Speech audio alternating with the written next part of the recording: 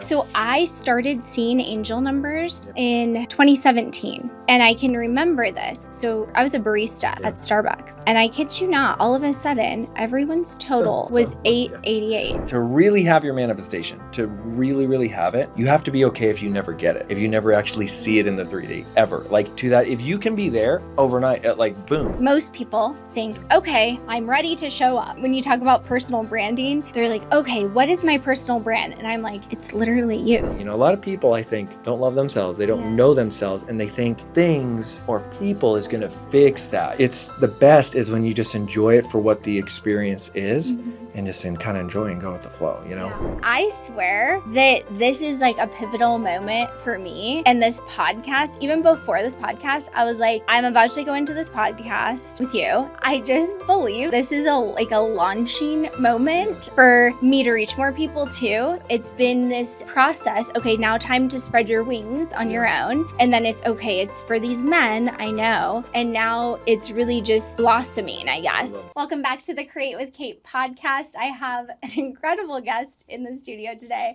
I'm so freaking pumped for him to be here. And I just, I don't even know where to begin of how much I love his energy. And I just found him just a few months ago, and this guy is just changing so many lives. It's absolutely incredible. So welcome to the studio, Adonis. So honored to be here. It's so freaking awesome. My fellow Aries friend. Let's freaking go. It's so awesome. I'm also going to say this podcast, what's today? It's February 5th. So 2525. We're going to remember this day. Yep. I have a very strong feeling that more lives will be changed. So that is just beautiful. I'll start out with like angel numbers. We all know angel numbers, 1111, all of that. That is a form, like there's so many out there. I mean, everyone knows literally 111, 222, 444, but there's different codexes within that. There's one of my favorite angel numbers is 3888.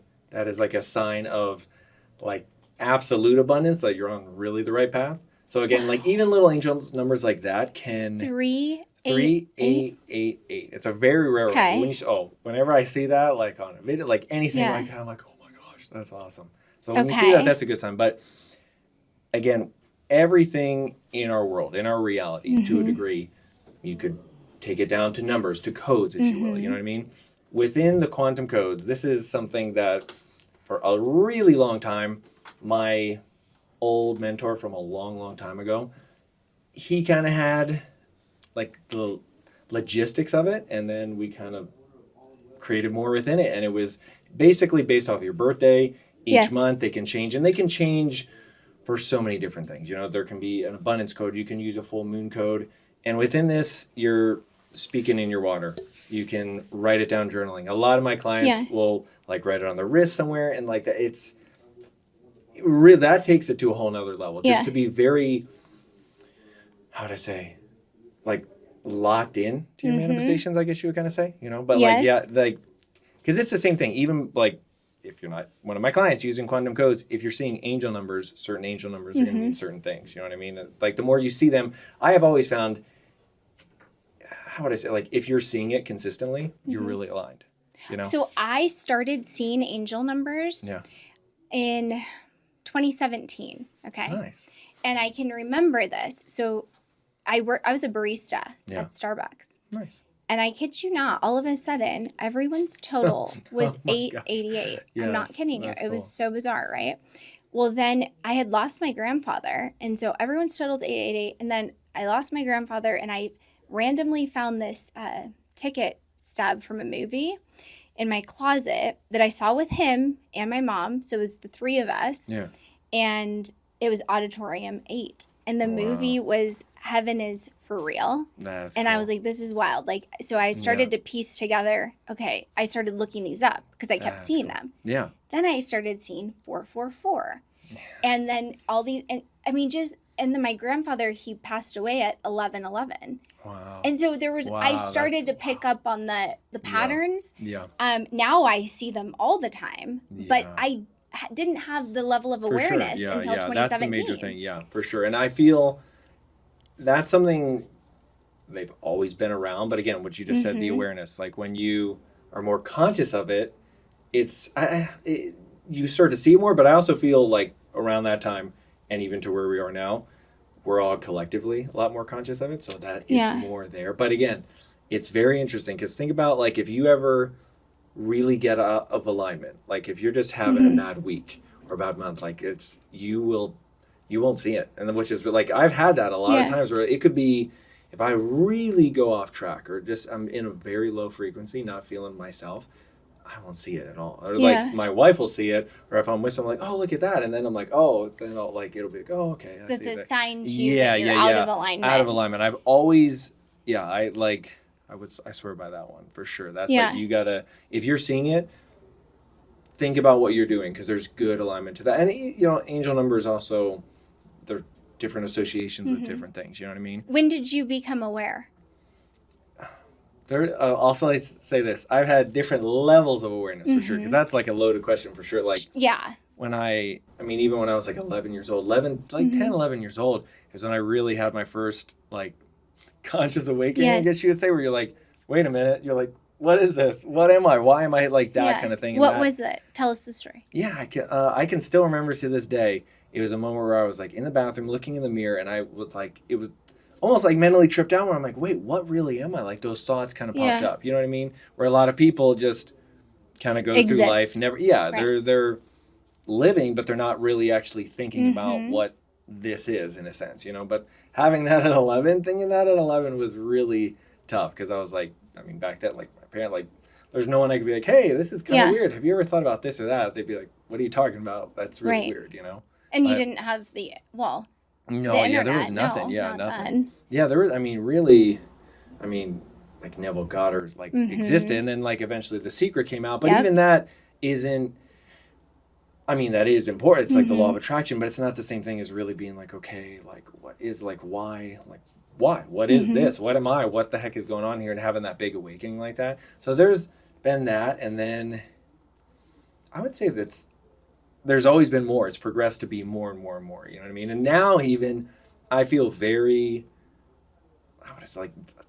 awake to it. But even still, I'm like, oh my gosh, I know nothing. And then I'm like, because it's never ending. Yeah, it's never ending. And then it gets bigger and bigger. Like you think, oh my gosh, I know all this stuff. And then when you zoom out, like this much and there's this much, and it just keeps going and going and going. So, yeah.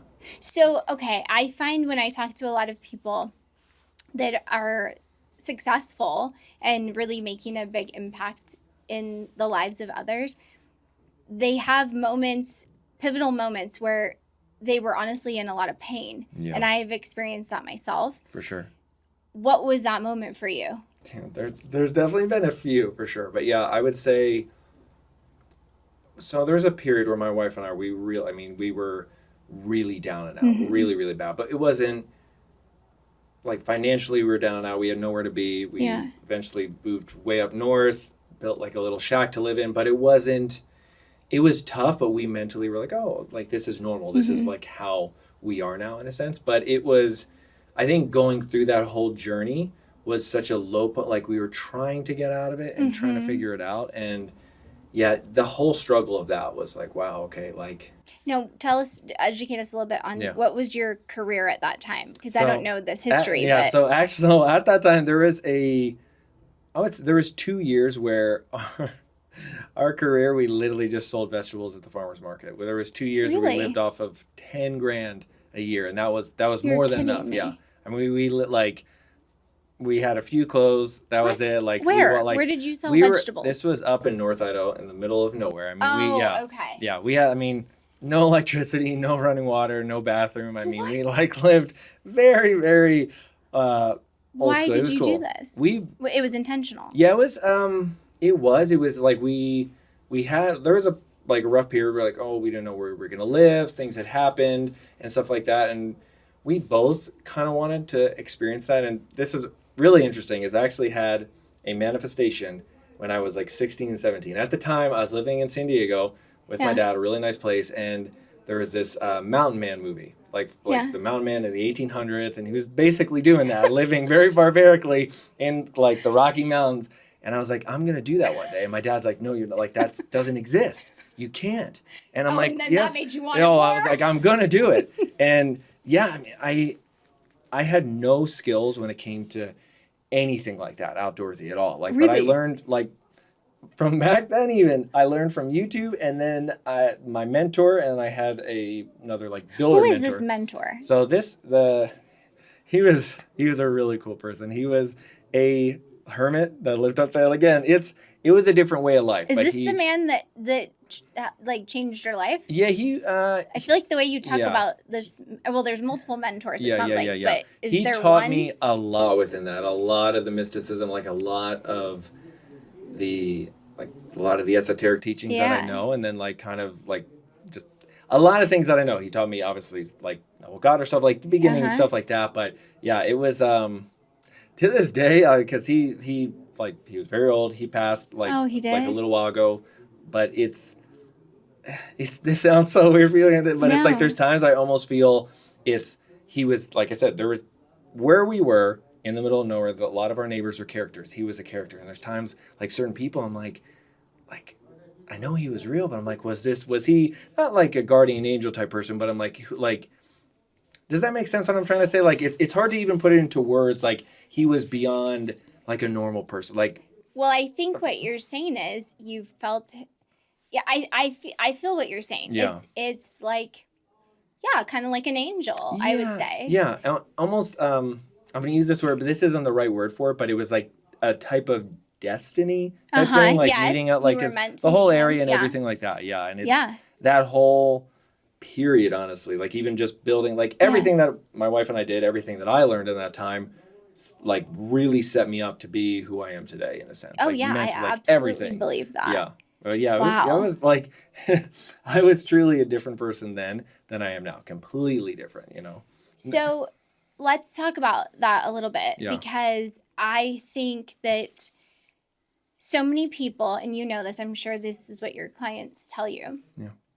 They imagine this life, this level of influence they could have on others, because that's where we get fulfillment, right? Is when we serve. Yeah. They imagine, of course, a certain amount of money, right? That's always the thing.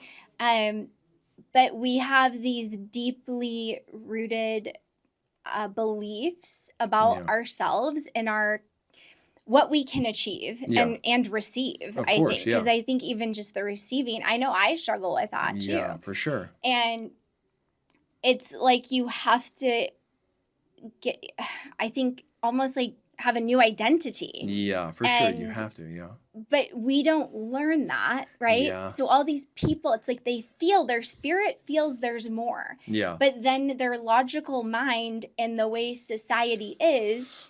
Yeah. So where for sure. Did you have that? And did you have a limited way of thinking in the past? Absolutely. So that's a huge breakthrough. I'm glad you said that, because that's like the perfect question. And actually, like for anyone listening, like, the problem with most of your manifestations or dreams is like you don't even know you can do them, or like you like. I'm going to give an example. Is when I first met my wife, I lived in San Diego. She lived on the outskirts of San Diego, and her relatives, they had like backyard chickens, and like I grew up in Philadelphia. I didn't know any of this kind of stuff at all. Like I'm embarrassed to admit this, but I literally didn't think people could own chickens. Like I didn't realize that was even possible. And I'm like, wait a minute. You can have chickens, you can have your own eggs. You don't like stuff like that blew my mind. You know what I mean? So then it's when we lived off grid, the things that I did, like the things we accomplished and did, it's like people don't realize like any dream you have, there's a way to do it, and you can do it in so many different ways. You know what I mean? And I think most people don't realize that, Again, like people always want financial freedom, but they're so, I don't like that word because it's so misused or not understood properly in the sense of, everyone has a different definition too. I think most people though, they think it's their financial freedom is I get this extremely luxurious life with doing absolutely nothing or not worrying about money. Like I know I know a lot of people that think that way, where like we had financial freedom, but we also had no money. Like, you know what I mean? Like we could like, I mean, like I said, living off of 10 grand a year was completely fine. But it was like every day chopping wood, tending to the garden, fixing something on the house. You know what I mean? Like it was different. It was really cool. Yeah, but Yeah. So what do you think then is the biggest obstacle for people? So are you saying because they don't even know what's possible, like they haven't been exposed, so they can't even think? Is that kind of what you were saying? It's one thing I really want to say this here. There's two ways of seeing this, that most people's, like, what they think they want to have, they don't really know what's behind it. You know what I mean? Yeah. If you want to be a multimillionaire, you like 9 to 5 is going to be easy compared to like working, like you don't stop. You don't stop until the job's done. Like if you're working on your own business to a degree, like there's that way, you know what I mean? Or it's the same with the, I know a lot of people that want to do the off-grid lifestyle and they romanticize it. And my wife and I, we did that so much. Oh, it's going to be so epic and all this stuff. But when it's -20 or something's happening and then like there's big things that come up, and it's more with everything that I did, I always, I think will be a good thing to really talk about more on, is pretending to be a character or becoming that. That's the difference. Like when my wife and I lived off grid, like I was that. Like I, for like literally for food, we would hunt, and that was the meat we had all year. We would fish. There was no going to the grocery store. It was for a hunting tag and everything. I mean, it literally would cost $15 and you would have 100 pounds of meat if you successfully hunted. But that's what I mean. I was in that mindset of that character, that version of me.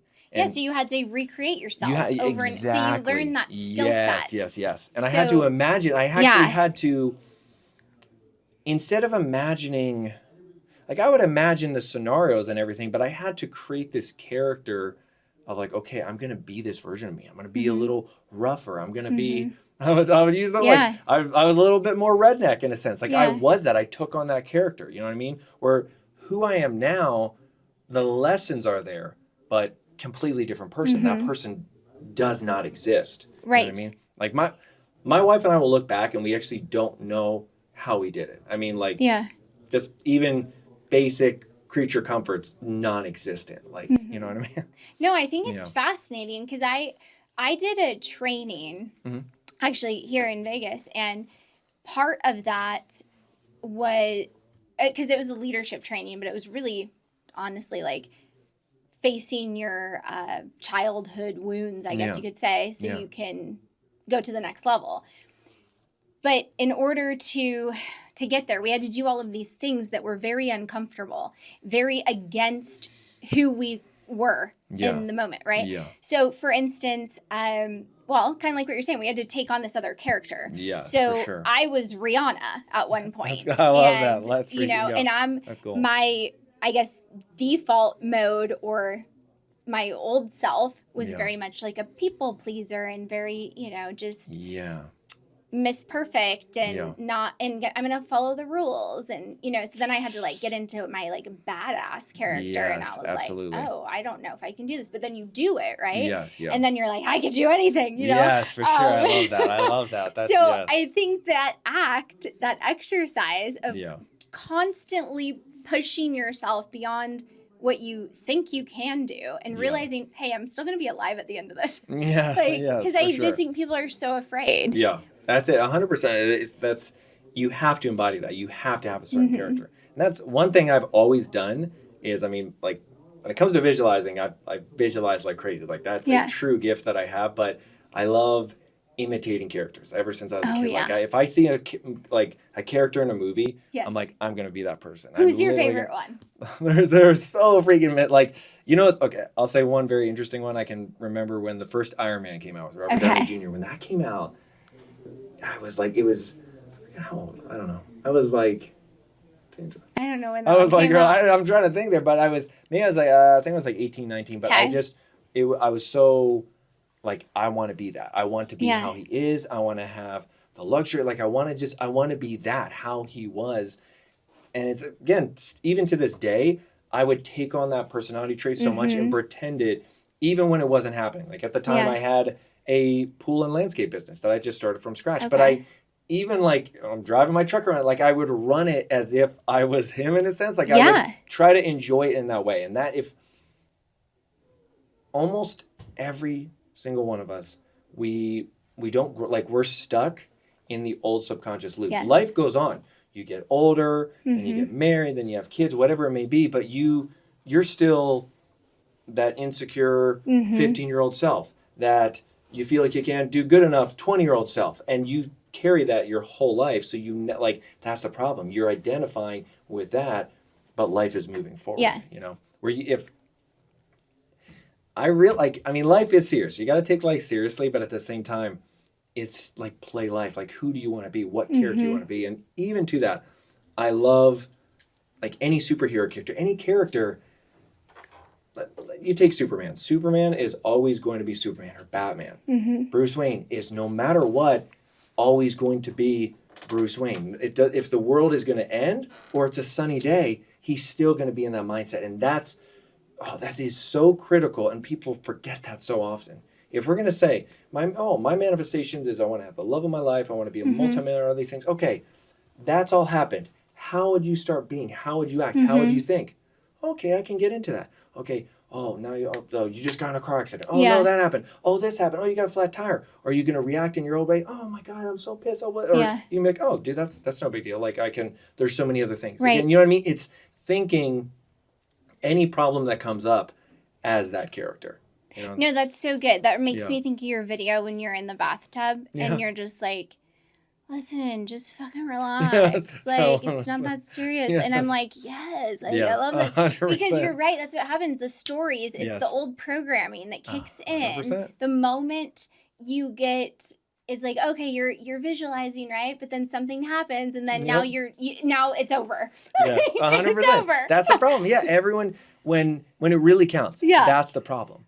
When it's game time, it's showtime. Yeah. It's like all of a sudden, then you go back to your old ways. I don't like this. I'm not good enough.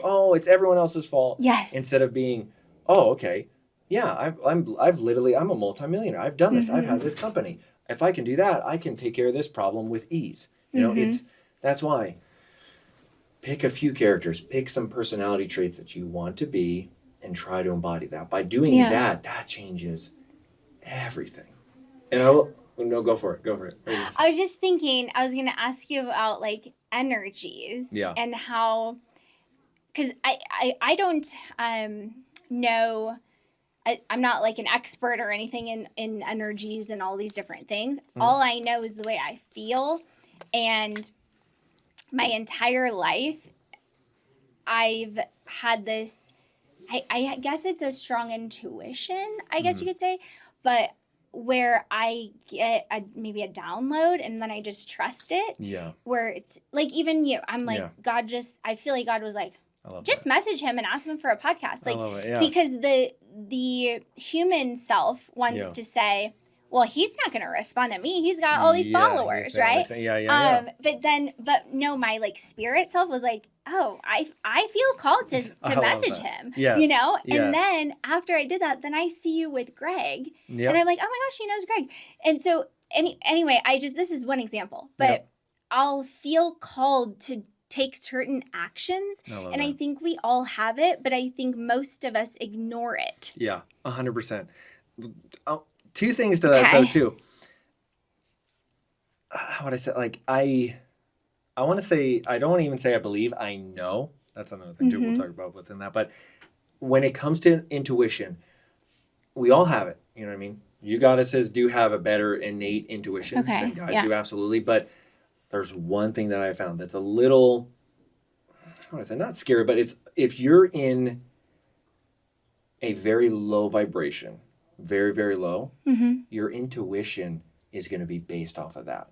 You know what I mean? Like your intuition, like your high vibe, your high frequency, you're like, you know what? I'm going to message him. You know what I mean? Where does that make sense? Like intuition is always there. There's some people that have that are better than others, but it's so important that you kind of are aware of how you are being, like what you really think about the world. Cause then your intuition to a degree is going to match that.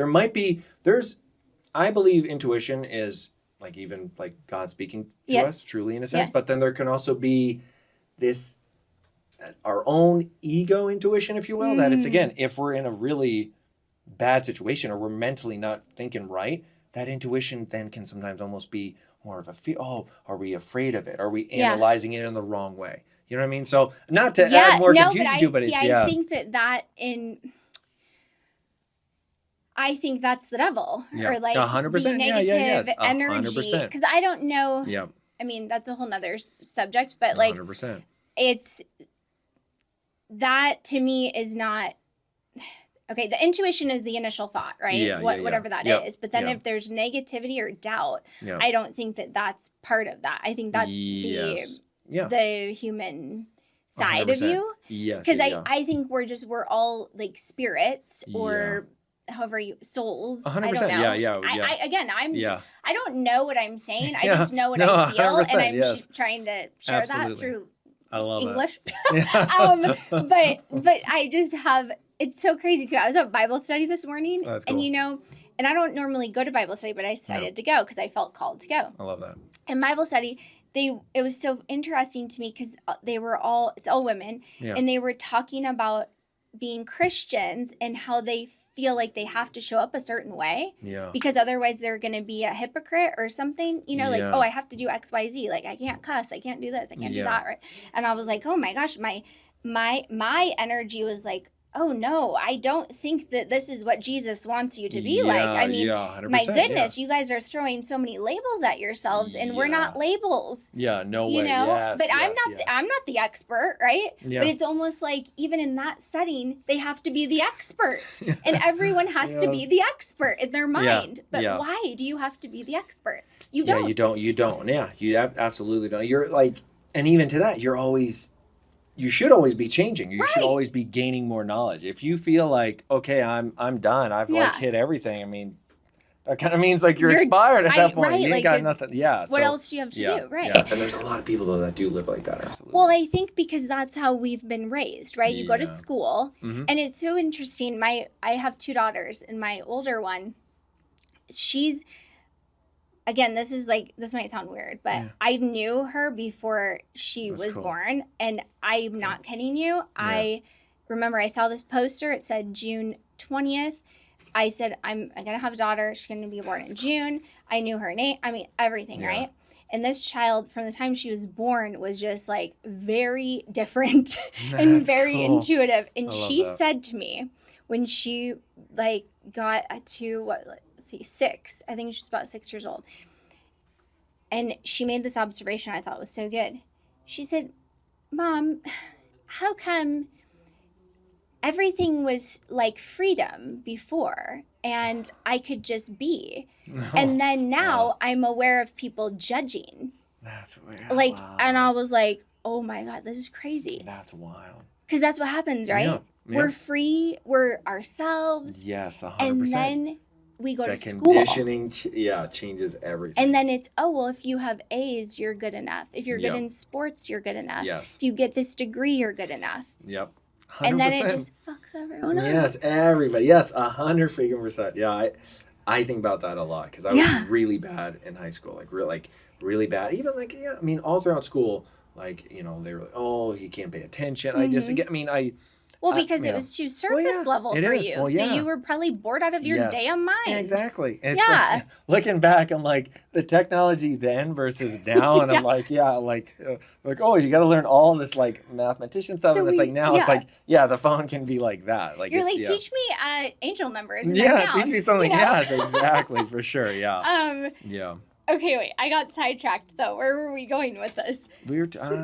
But that's okay. It's gonna just go wherever it goes. We're talking more about the with energy and stuff like that. Yeah. And I wanted to say onto that, a huge thing that is really underlooked is you do have to have fun. Like you have to have fun. I talk a lot about being very successful, and I do work really hard, but I make sure to really have fun. And my fun's gonna be different than someone else's. You know what I mean? But in that, you have to have a recharge like that. You actually have to have that big boost of energy. You know what I mean?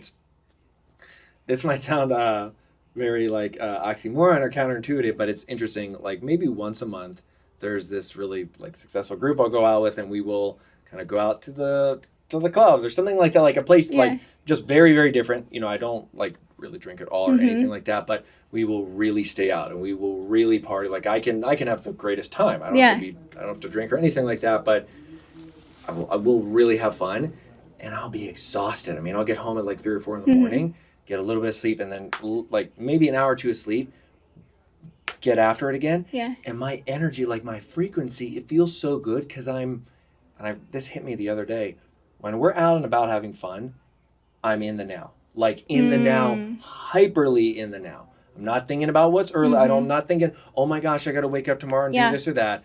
We are like truly living in that moment. That is it. There's no talk. Oh, remember when we did this or no, let's do this or that. It's just in that moment, the pleasure of that moment.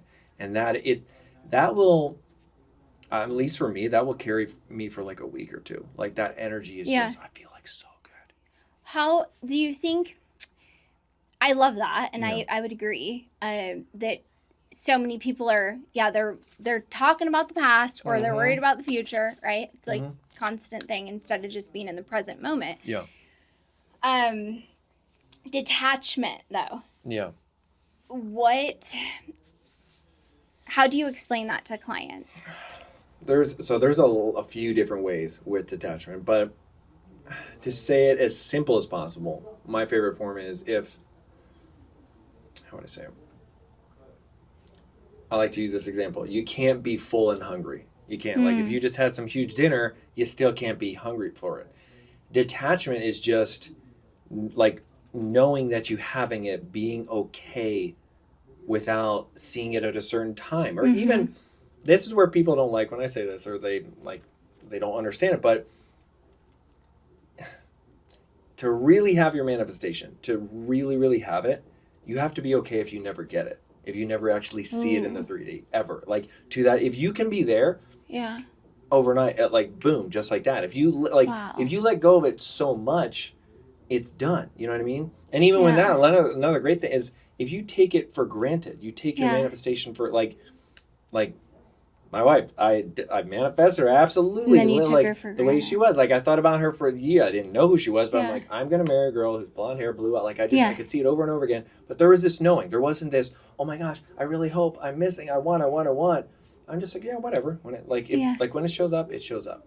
But I'm not saying I take my wife for granted now, but now like we've been together. So but it's normal. Like you know what I mean? That initial when you don't know and you're waiting to find the person. So like I even say within that with detachment, if you can be like, oh, okay, yeah, like it's gonna work out. I can take that for granted in a sense. Like I'm not saying to take things for granted, but that feeling, if you can kind of self-hypnosis yourself on that a little bit, to be there. But yeah, if you can let go of your manifestations, you can.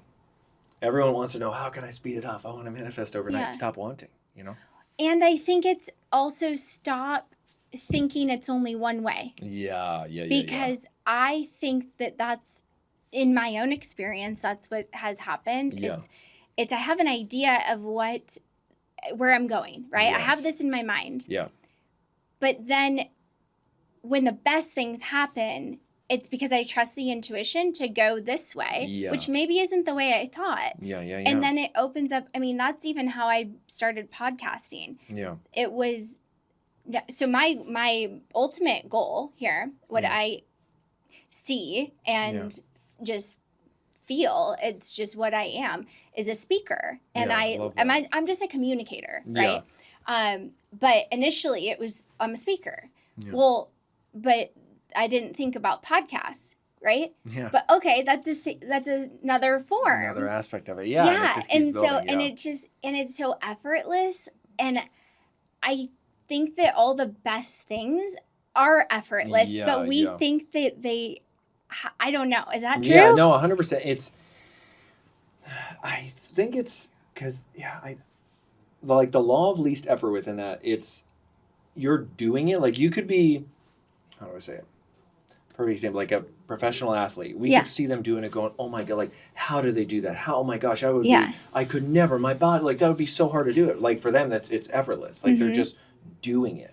You know what I mean? Even with like people, I was like, Adonis, how do you do? You have so many clients, you're going nonstop. So like, I don't know. Like I just do it. Like I don't like it doesn't. It's what else am I gonna do? Like I don't want to do anything else. And you love it. Yeah, and I love it. Like I don't like. There's so like I said often. I get even clients like, oh my gosh, you need to have free time. You need to rest. You need to do this. And I'm like, no, I don't. Like this is this is my free time. This is my rest. Like I'm living. Yeah, I'm just doing it. Yeah. Where of course, like I said, once in a while I'll go out and get that extra boost. But yeah, it's definitely when you're trying. If you have to try to do something, it's not. So talk to us about this and how you would coach someone that wanted to say build a following online, because I think this perfectly applies to, because most people think, okay, I'm ready to show up, right? And then they're like, so when you talk about personal branding, they're like, okay, what is my personal brand? And I'm like, it's literally you, you know, like who are you? 100%. That's it. Yeah. 100%. It's not, but they're, no, what's my niche? What's my this? What's my that?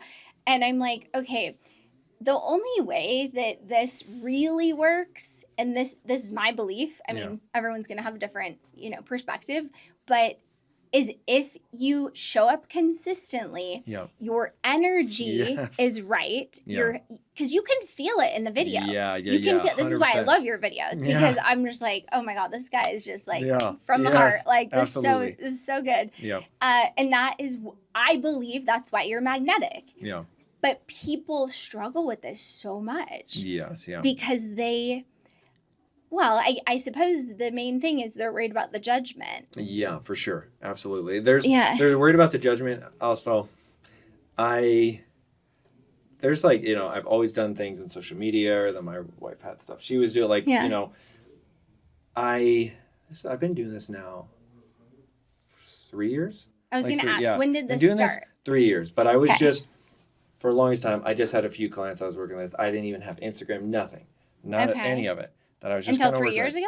Yeah, no, it's been three, maybe 2.5, 3 years. But she's like, hey, you need to advertise more. You need to take this fully seriously. And I kept pushing off. And there was one day. You were resistant. Yeah, there was a day where it was raining. And she's like, well, no. She's like, you said it so many times. She's like, you can't come in the house until you film your video.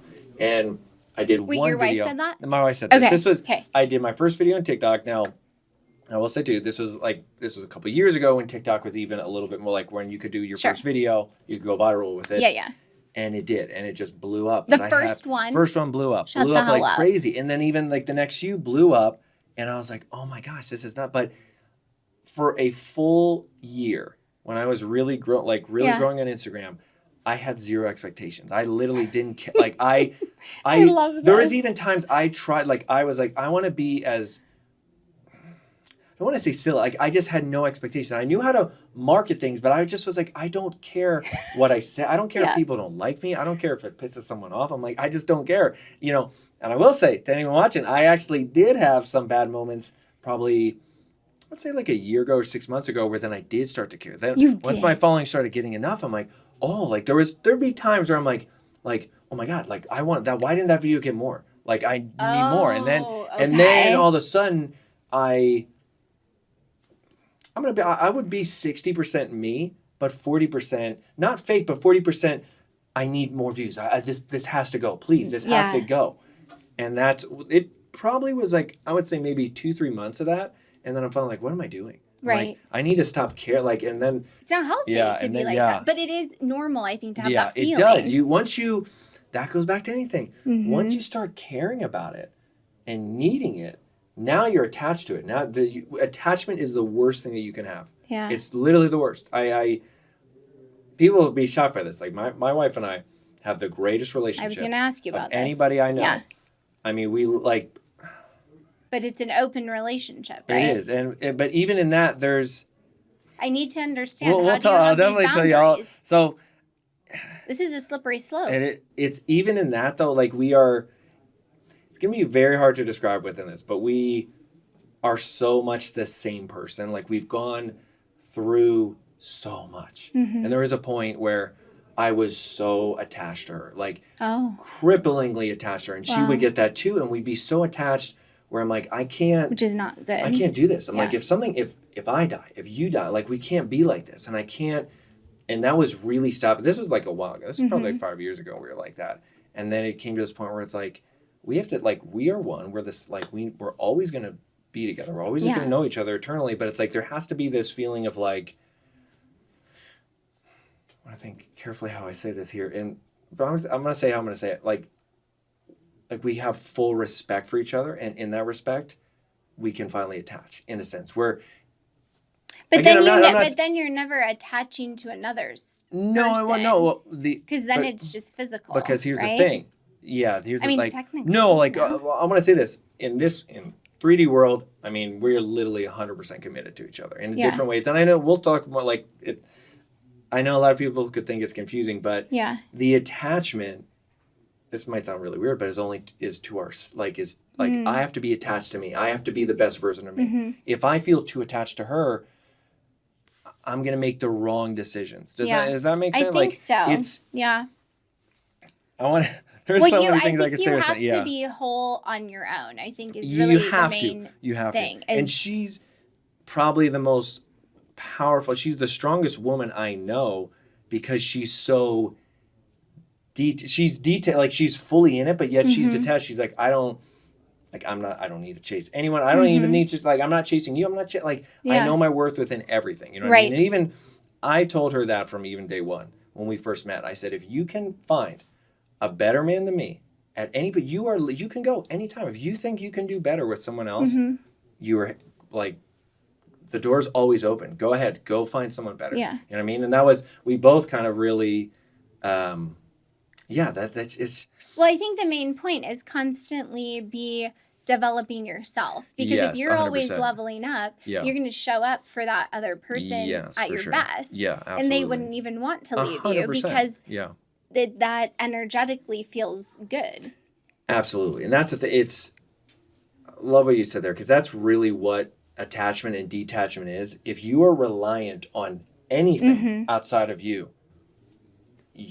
you're effed. I mean, you literally, that's a good way really of are. putting Yeah, it. you really are. If something, and it's, it's funny. My mom is like so attached to me. And she used to be like, not in a healthy way, and it was really bad for me. Like she adores me even to this day, like so much, and I had to put those boundaries up even like a few years ago. You know what I mean? Like my mom's literally the greatest woman, but she's so attached. I'm so her purpose. And especially when I was a kid, I was like her everything, her purpose. And I'm like, Mom, I've even had this talk with her. It's like, you've given up a lot of your life when you didn't have to. There was like. She put her identity in you. In me. Or and being even, a mom. Yes. And even like, I didn't want to do it. You had to have the perfect childhood and everything, and like so cushiony and safe. And I'm like, no, like that actually was like one of the worst things that she could have done. Yeah. Like, cause it just,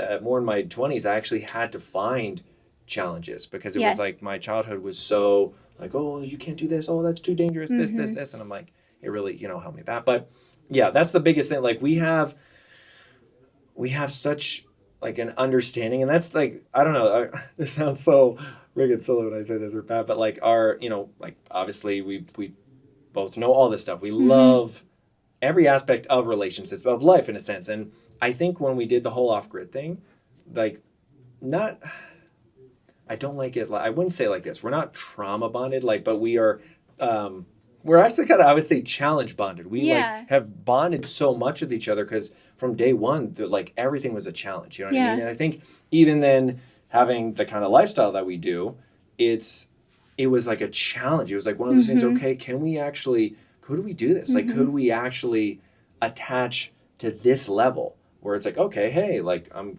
all right, and I'm going to go out with this girl here tonight. Like I'll be about and it's been so powerful doing that. But then also too, for me to mentor people to again, I'm not, I tell no one, don't do what I do. I'm not telling anyone to do this. You know what I mean? I think everyone be as committed as you can be.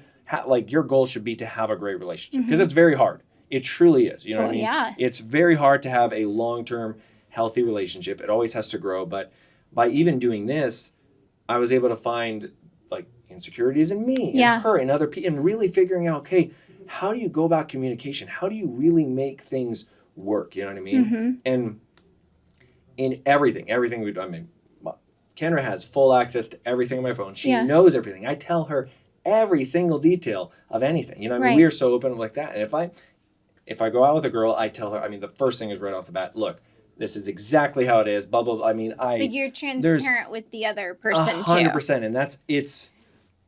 And I am like brick wall of transparency. This is boom. This is how it is. I'm going to make sure like if you're cool with every single aspect of this, hey, let's have a great time, go on a great, like, let's have fun. I think because of that has changed everything when it comes to Kendra and I's relationship, like friendships with people. Like I am just so, this is how it is. I'm not going to lie to you. I'm going to tell you the exact freaking truth. You know what I mean? And a lot of people, when I do that, I'm not lying to myself. Like I'm just, hey, this is how it is. You know what I mean? Like, and it feels good. And I think a lot of people get stuck in that. And I think, how would I say? Well, a lot of people struggle to tell the truth. They do. Almost everybody does. I mean, it's bad, right? It's, And this is why, people don't like the truth. They don't. The truth is actually loving. Yeah. Because if you love someone, you tell them the truth. Yes, 100%. You have to. 100%, instead of, and I know, like, you know that feeling when in a relationship of any kind, it could, and anytime there's a conflict, right? And you don't speak up and you keep it inside, you have that like feeling. Yes, it's like for sure. I don't know how to describe it. It just eats away at you. Absolutely. Yeah, it just eats away at you. And then it ends up hurting the relationship because then that's, I guess, resentment. Yes, for sure.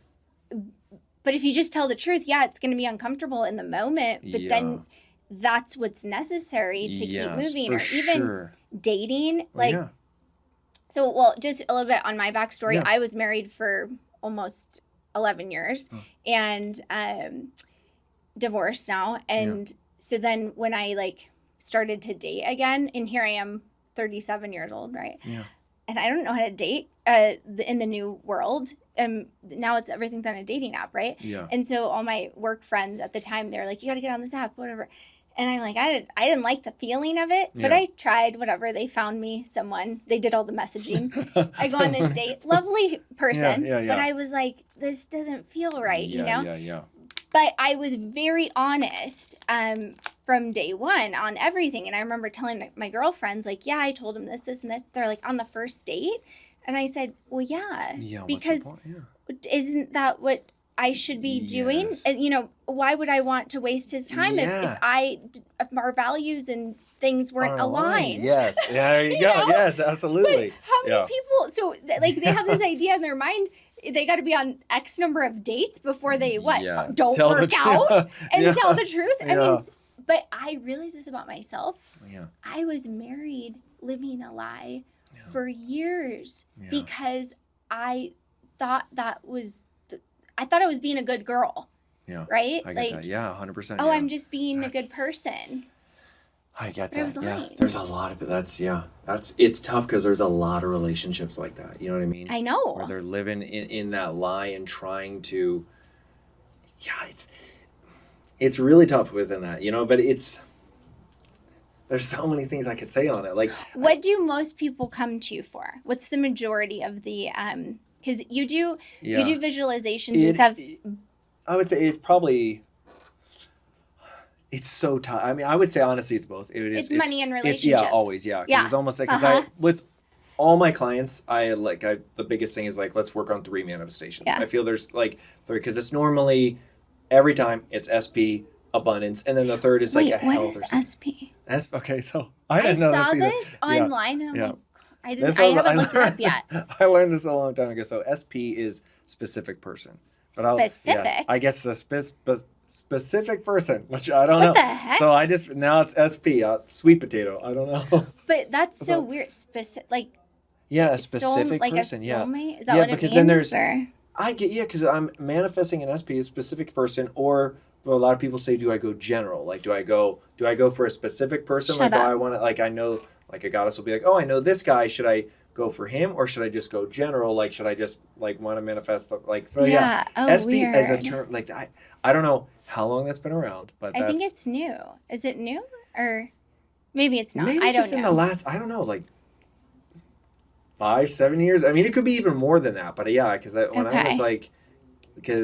when I was really like diving more into the relationship side of that, when it came to like, I was like, oh, SP, okay, this is interesting, because I just always would say soulmate, you know? Right. That's what. So do you believe in soulmates? Yeah, I believe in soulmate for sure. Absolutely. I feel even in like, I feel there could be to a degree. I think there can be multiple soulmates. I mean, 100% there's multiple soulmates. Because again, you can also be in just different frequencies, different timelines, different paths of life all the time. You know what I mean? And that can change. When is Kendra's birthday? She's August 20th. She's August 20th. Yeah, she's a Leo. Oh, I think I may have asked you this. I think so. So my ex-husband was a Leo, or is a Leo. Leo, yeah. But so let's talk about astrology for a little bit. Because you're pretty educated on that. Yeah. So we're both Aries. Yes, Aries and all the way. I mean, we're like a week apart in a couple years. Yeah. But I know, and I'm older. No, yeah. Which is crazy. Yeah, I'm like, gosh, I'm getting to this age where it's like I'm older than a lot of people. I literally thought you were like 22, 23. Okay, I'm not good. gonna lie. I'm dead serious. Like when you're like, I was like, what? Are you kidding me? Oh, I That's love crazy. hearing that. That's awesome. I actually do feel like I'm getting better with age. Yeah. But I think that's also because I really go inward, and and that makes you more youthful because you're having more fun. 100%, yeah. So, but talk to us about Aries.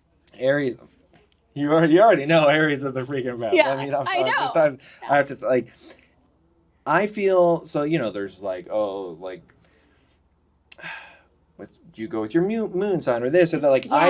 Me, I personally, I mean, because there's I what really is your moon sign? Cancer. Yeah, so I'm like, there.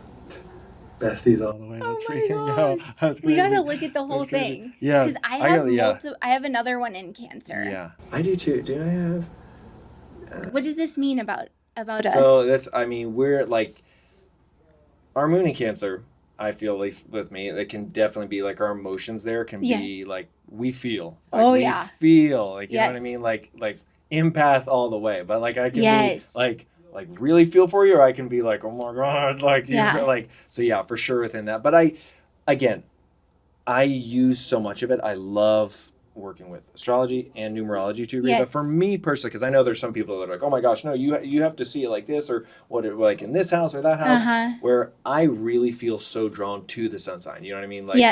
That's I go off of whatever someone's sun sign is really on how they're going to be, because that in a way is how that's how you are. That's your that's you. Really, I see it like that. But I feel astrology is really good to know. I feel it's good.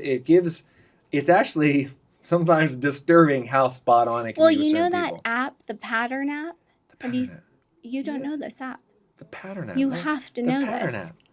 It's called. You don't know this? Tell me this app. Oh, you're going to love it. The Pattern app. You're going to absolutely love it. It's like, CoStar, I'm sure. Yeah. It's similar to CoStar, very similar. Yeah. But better, I think. Okay, yeah, because I actually don't like CoStar as much. Wild. Okay, good. And you can find your friends, right, in there. Oh, that's cool. And it will tell you how you're really, how you interact, right? Yeah. And it is wildly accurate. Yeah, it's insane. Wild. Accurate. Yeah, for sure.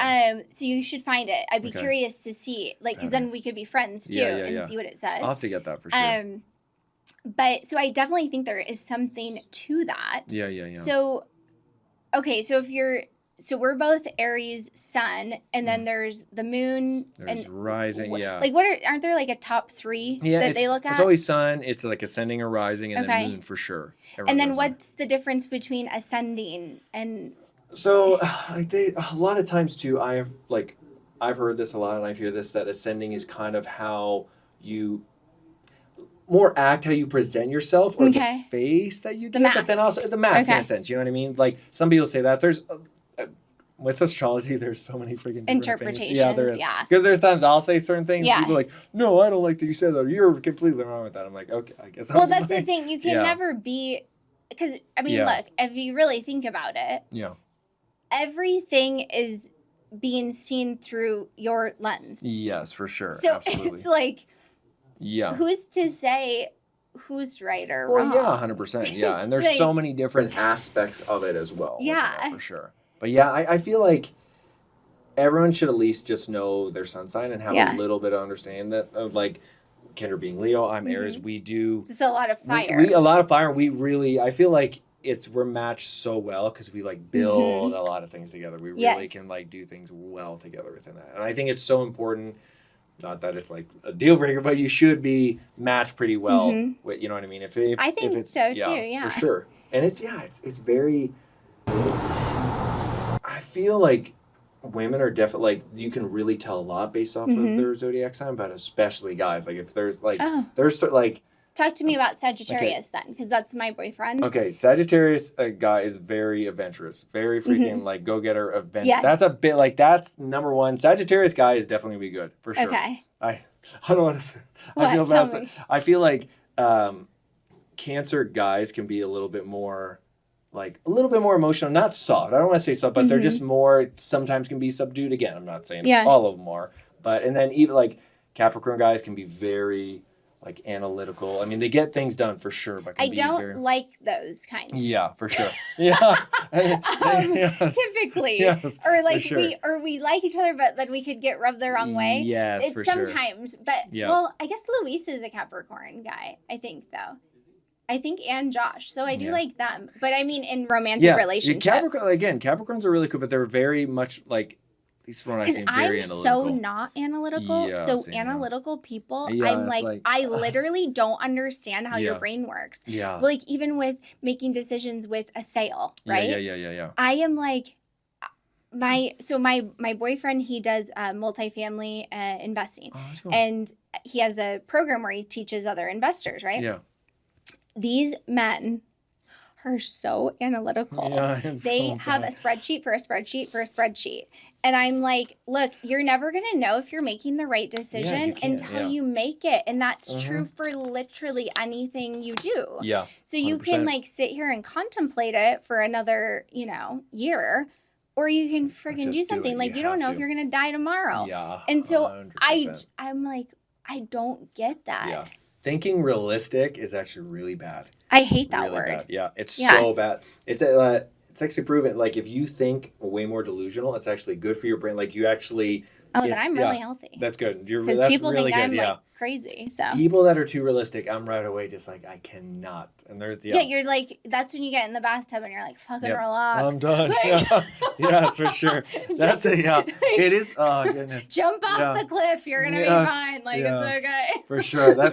It's funny because my goddess clients, like, they're like so successful, and I would say almost all of them are much more in that place of imagination, more in the Delulu in a sense, where I'm not saying all, but a lot of my king clients can be sometimes like so by the or just I'll literally say a stick in the mud, like sometimes where I'm like, they'll like, we'll be starting and but they go to you. They go to me for sure, but even like with a lot of clients, it's awesome. I like it how it is, like when I ask them, okay, like let me know your 3 manifestations. Yes. Sometimes clients will send me a book, and I'm like, oh my God. I'm like, okay, that's awesome. That's like, it's a little too much detail, but hey, that's great. Yeah. Where, like I said, some guys will sign up and they're just like, love, money, health. I'm like, bro, you're going to have to tell me more because I don't know what the hell that means. Like, I need more examples. Love, money, health. Like a caveman. I'm like, yes. I'm like, okay, I need more than that. So yeah. This is so good. It's good to be as expressive and like use your imagination big time. Okay, so let's go back to social media. You started, so you were saying how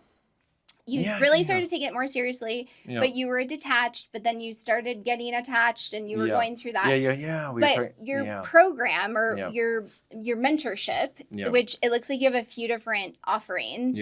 From what I understand, like is it 3 different things? Yeah, so I have like just a community, which is my, like just that, like it has a lot of my teachings and stuff like that. It's only like $50. That's a nice one. But the community is really... It's cool because, like I said, I'm always putting up new content constantly that is just exclusive teachings in there. But then, like all my clients are there, and they all like message and comment and interact, and it's actually a really very positive place. It's cool. Because if you attract what you are, then there's gonna be a bunch of people like. Sure. Yeah, like it's cool. Yeah, I gotta join.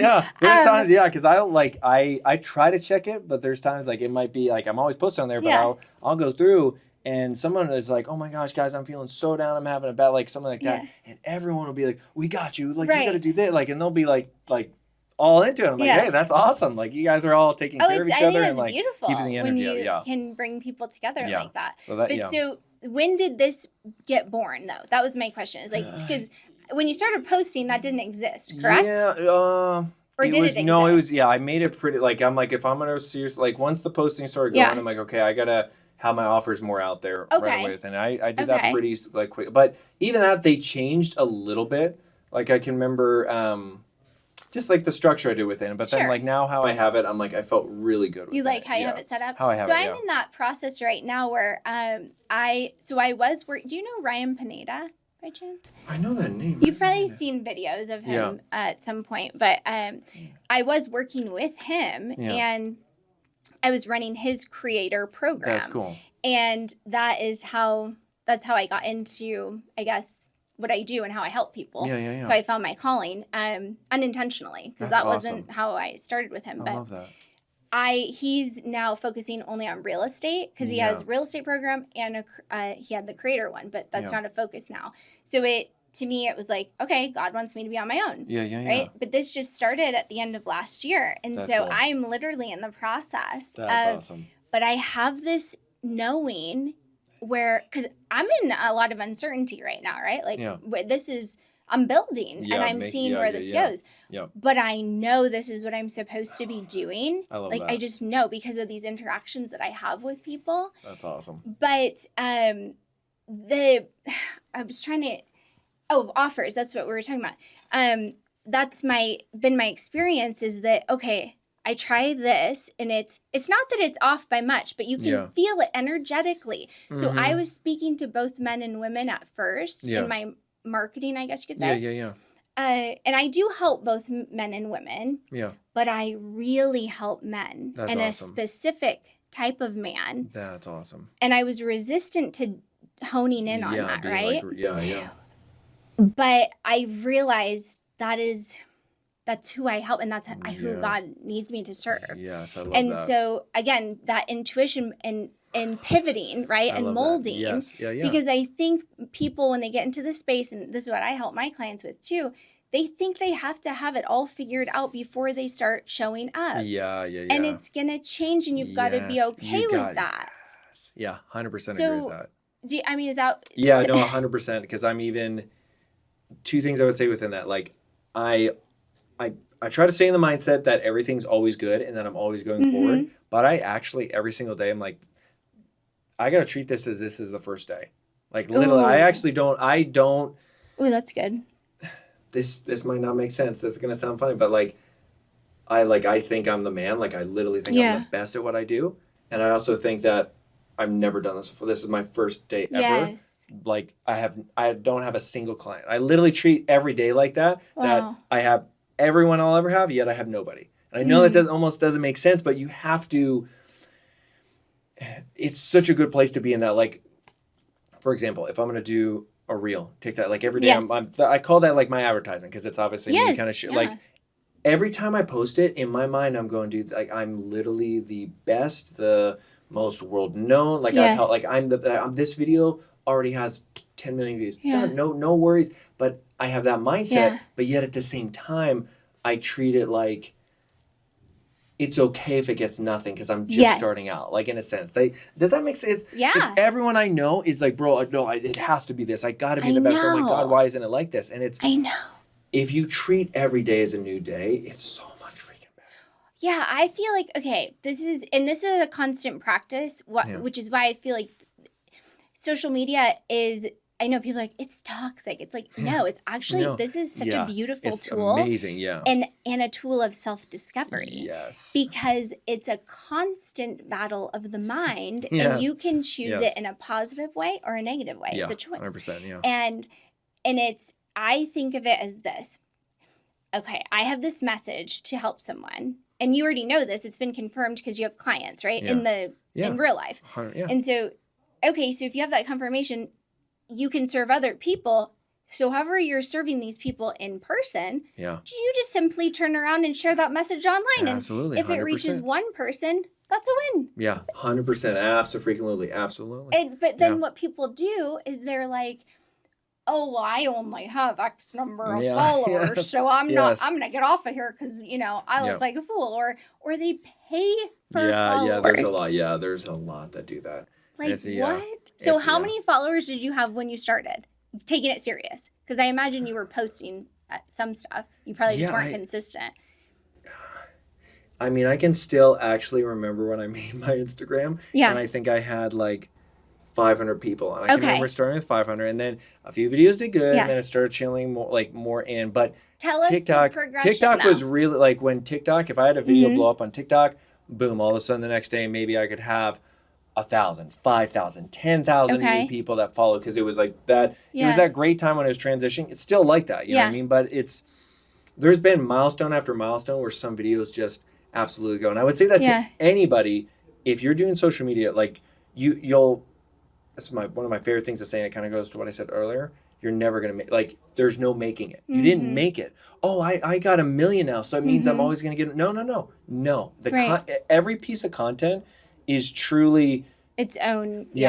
Like I even look at it kind of like gambling or the lottery. Like you don't know if that video is going to be 10 million. That video might get nothing. And even with mine, I post so much because if I feel like posting, I post. Yes. Yeah. And some videos. Okay, this is good. I want everyone to hear this. If you feel like posting, post. Yes. Yeah. Because I think that's your secret sauce. I do. Yeah, I think when you watch your videos, there's a feeling you get. And that's because you didn't sit there for 2 hours. I'm going to make this video, blah, blah, blah. And then it doesn't land. So then now you're in this like lower vibration, right? 100%. But you're just, when I feel it, I share it. Yep, 100%. And I will say this is the biggest piece of advice I could give anyone when it comes to social media.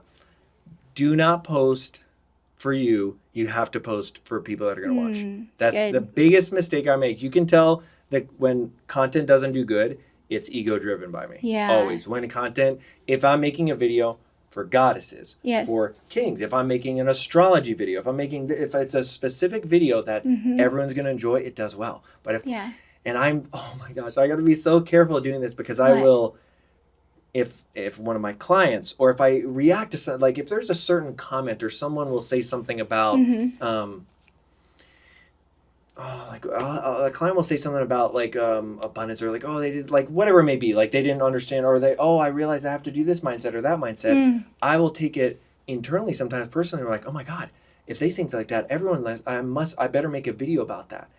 And that's like a fault of mine where I'll think, that I'm making a video out of reacting again. Like it's a catch-22 because sometimes that's good to make just a video if you feel like you got to do it. But then again, sometimes it's coming from an ego place where I'm like, I got to like prove them wrong. I got to prove them like I know, like, no, that's not right. You know what I mean? So you have to have that like discernment. I have to have the discernment. And again, being Aries, I can be so impulsive where there's times if I'm like it might not be the nicest setting or whatever, but I'm like, oh my God, I got to film this. And lately I've been like, no, it's okay.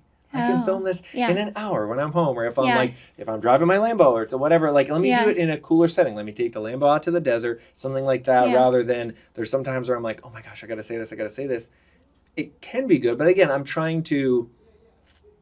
always going to be authentic like that and do it in the moment, but I'm trying to maybe hone it in a little bit more sometimes. No, don't. Like, I'm like, I know, but I love it. I like it. I'm like, this is so good. Like, and I'll say within that too, you have to, how do I want to say this? I literally use you as an example. That's all. I love for that. clients. I love that. You have to be it. You actually have to be it. Like this is me. You know what I mean? Like when the goddess video, I'm like, goddess, you have a portal between your legs. I'm like having cookie dough ice cream. I'm like, oh my gosh. I'm like, there's probably so many women that would love this cookie dough ice cream. I'm feeling good. And I was like, I was just feeling in like a good mood. Yeah. And I'm like, this is awesome. Like it just was a download like that. I'm like, I got to tell goddesses, they are freaking amazing. Let's go. Yeah. And it just was one of those things, you know what I mean? But that's me 24/7. Like, you know what I mean? Like if you can embody that energy in your content, that's going to take it to a whole nother level. It's like, and whatever that energy is for you,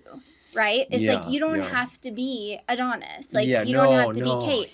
Because everyone gets, they do their market research, right? So I got to do X, Y, Z because this person did that and it did well and blah, blah, blah. And it's like, no, just be you. Yeah, you have to. You have to be you.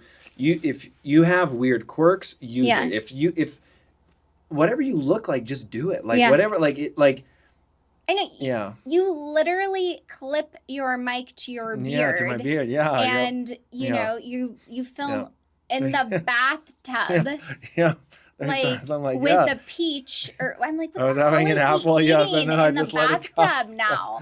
I'm like, good Oh my God, goodness. this is hilarious. Yes, you got to do that. The so weirder funny. you can be, if you're weird. If you can, if you're weird, because then it's not authentic. Yeah, if you're you not. have to be true to you. But even, I'll say that though, you're weird could be like, do whatever your weird is. Yeah. You know what I mean? You got to be you and be, you got to just go for it all the way with it. And you do. You also got to let yourself evolve as well. Yeah. Because there's times I look back at really, really, really old videos and I'm like, wow, like that was cringe. That was horrible. Like, really? who the hell is this person? Yeah. Like, it still was me, but I'm just like, no, please, no.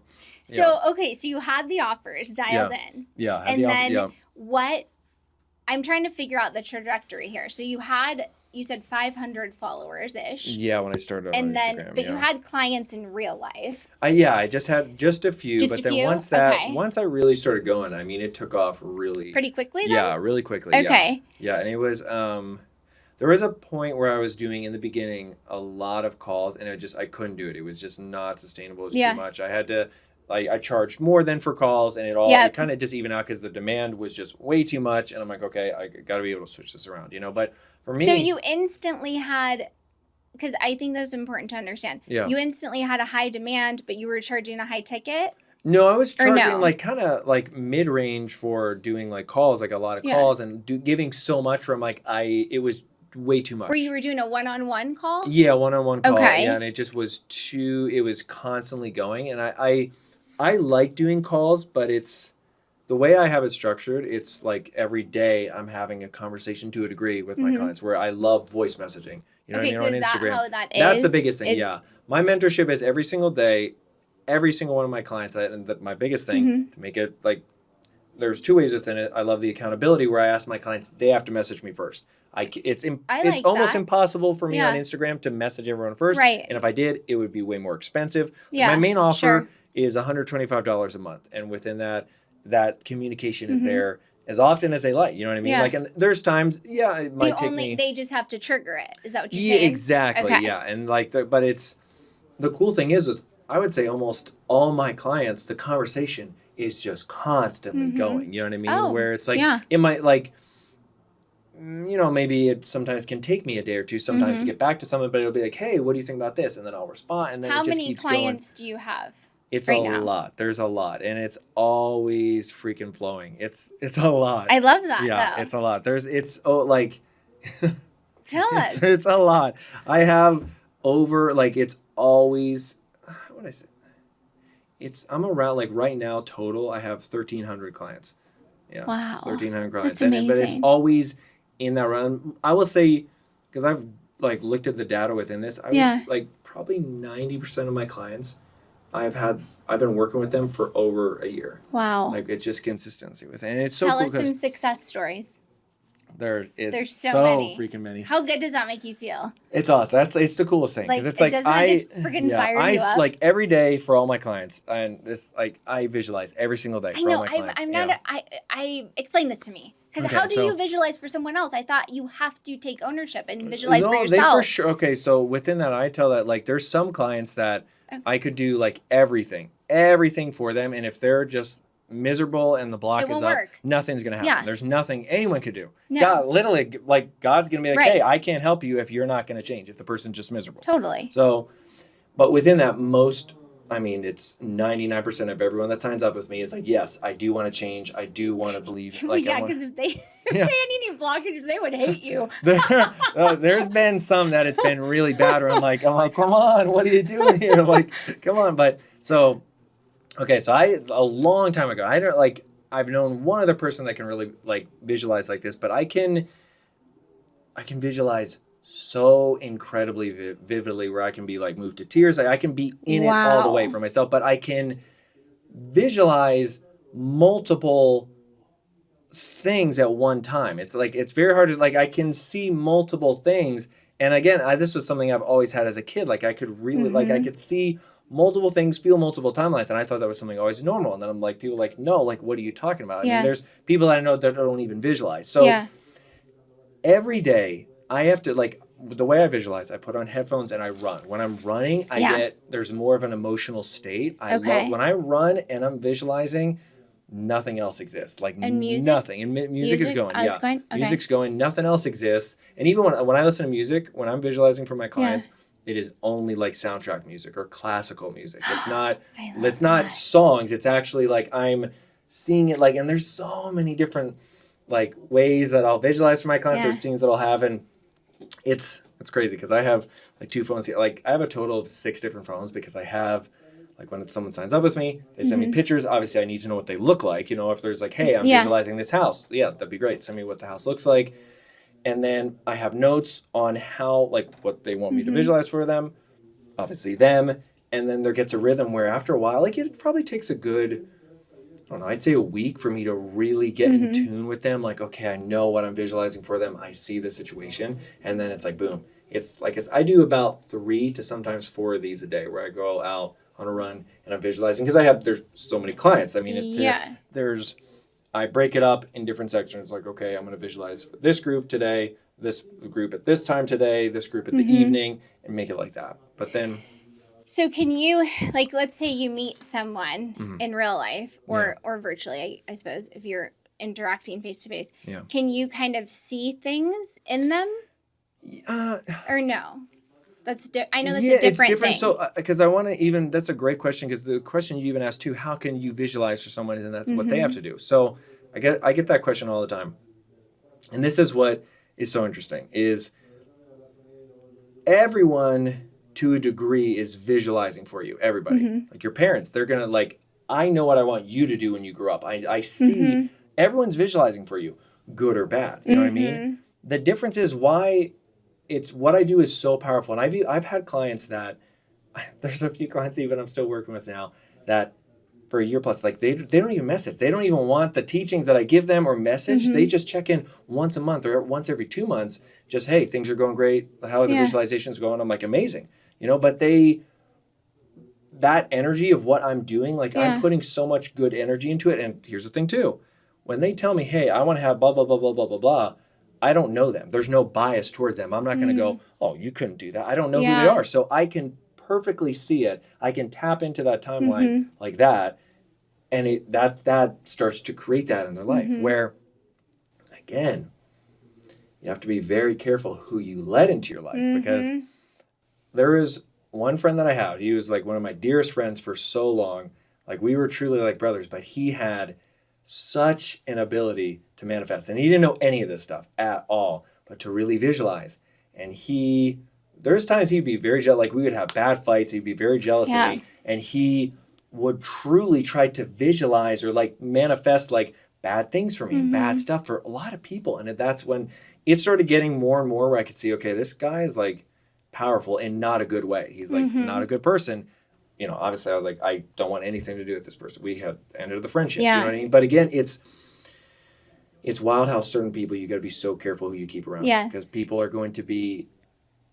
manifesting for you. Like anyone you're around, they're either like, I don't like you, like secretly, they're smiling, but they're in their head going like, oh my God, that's not right that you have that. I freaking hate you. You don't deserve that. Like I there's, you're right. So you got to be so careful with that. Because people will be like, oh, no one can manifest for me. No, people are always to a degree. If you're in a good frequency, you're strong enough, no one can affect you. No one can. It still is up to you, but it's like knowing that vibe, that energy's there, you don't want to be around it if you don't have to be, Right. And you can feel that too, I think. Yeah. I mean, I can. If you walk into a room, you can feel it 100%. You can feel the vibe instantly. But once I do agree with you, once you get really aware, then you don't go around those energies. Yeah, 100%. You just stick with the high vibes. 100%. Yeah, I was going to say real quick too, to answer your question, because you said like success, there's been so many, every day, there's countless successes that my clients have with Instagram stories. I try to put up as many as I can, but even if I do too many, it doesn't, too much. You don't get it. Well, it's just like you don't get pushed out like with stories. That's been something I've been trying to do. If I do one story a day, it'll get like 40,000 views. Right. If I do a couple, now every story only gets 2,000 views. And then there's some clients that they're like, hey, I didn't see your story. And I'm like, oh, that's not being pushed out. So I try to put the best ones as often as I can. You know what I mean? I feel like I if see something them comes all. up. And you're always on my feed. Yeah, that's cool. That's really good. Yeah. But how many videos are you doing a day now? Like 6 to 8, probably? Yeah. Some days it's 3, some days it's 8, some days I go a little crazy, and then just I'm like doing whatever it on, you feel. I'm trying to do more YouTube, which has been good. Mm-hmm. And I mean, I've been slowing down a little bit the last few days, just trying to catch up, because that's the thing too with with my clients. If there's certain things that happen, just certain events, like there'll be more things going on or something like that. Or like the other day, like Sunday night, I went out, hadn't gone out in the longest time, so like I was like, hey everybody, I'm just gonna be a little bit behind. You know what I mean? Because you had to like rest or and I was just doing my thing. I went out and stuff like that. But it's because again, like with my mentorship, it's like they can like some of my clients we're constantly having that conversation. You know, it's not like oh, you can only check in at this point. Let me know. I mean, it's like there's clients that like amazing things happen. They want to share a win, or something like really bad happened, or oh my god, like my ex said this, or my boyfriend said this. What the heck do I do? You know what I mean? So there's always, I'm trying to be on top of it as quick as I can, because there's sometimes I'm like, oh, like, but it's How do you protect your own energy with all of that? I don't know. I actually don't. There's times it can be really tough, honestly. It's really hard because sometimes I really feel bad for clients, and there's but there's times I have to cut my care off from it, or else it like really messes me up. And then there's also times, there's some clients that I've had, I love all my clients, but there's some that can be really negative, and I'm like, oh, I'm like this, like it's heavy, and I'm like, oh my gosh, so it's I don't know, I don't know, sometimes I kind of like when it's challenging, or like I like to face it head on, and I think recently I've been feeling a lot better. Like I said, I don't know, the other day I went out Sunday and I had a lot of fun, and I really, if I'm going to go out and have a good time, I'm thoroughly going to enjoy it, I mean, there's times I have to, like I love supercars. I have a lot of different supercars, and I just got another Huracan, a Lamborghini, and they just got awesome. The client, Galindo Media did, what is it called? Where the fancy cars are? Yeah. Go there, that's where I get all my cars. I get all my cars. I'm like, I don't know this place. Yeah. I love it. It's, I think I bought 11 cars from them. Wow. Yeah, it's pretty bad. So, I mean, they know me by now. I'm like family there, basically. But, there's times like the other night, I was driving the Lambo to the gym, and I'm like thinking, oh, I got to do all this stuff. And I'm like, I'm driving a Lamborghini. Like, why am I not enjoying just being this present. Moment? Yeah, yes. Being present. And that's something, even in that, I'm trying to take 30 seconds, a minute, 5 minutes, whatever it could be, to enjoy that moment. Because even, I mean, at the gym, there's times. What gym do you go to? Lifetime, right over here in Everyone. Charleston. No, I'm kidding. Yeah, I know. No, okay. Everyone, I just joined probably, I don't know, 6 months ago. Yeah. And I thought it was like, oh, no one goes here. And I'm like, everyone goes there. Everyone goes there. Everybody. But yeah, even at the gym. Do people come up to you? Yeah, there's a lot. Yeah, that's cool. Because you're really, I don't know, you're all over my feed. So I have run into so many people. They're like, Adonis. Like, and every time, like, I love it. I think it's the coolest thing, because, like, every time I'm just like, I'm like, oh, thank you. I'm like, it's awesome meeting you. It's really cool. But I'm also like, they're really like, oh, it's you. I'm like, you're like, I'm like, I guess. Me. I'm like, it's me. Yeah. Like, I don't know what you want me to, like, it's you just. You do have a very calming energy, more so than,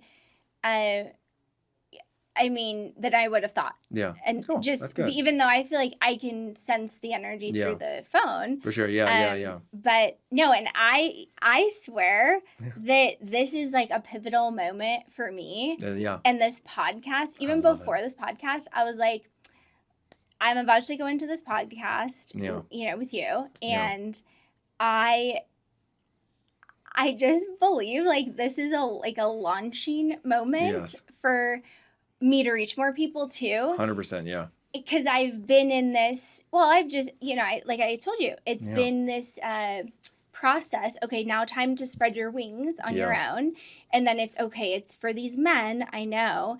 And now it's really just blossoming, I guess. I love that, yeah. And I just love your energy. Yours too. It's amazing. Everything you do, like, it's absolutely freaking incredible. You're like, the whole thing, your vibe, I honestly think you're going to go places where you're going to look back and be like, wow. Like, we're going to remember this moment. And you're going to be like, wow, look how far, like, this is crazy. Like, I know. Yeah. I think that too. Yeah, 100%. I feel that 100%. Yeah, and I'm just going to be like, Adonis is a literal angel. Like, really? Oh my gosh. I want you to awesome. I connected you with my friend Dom, right? Yeah.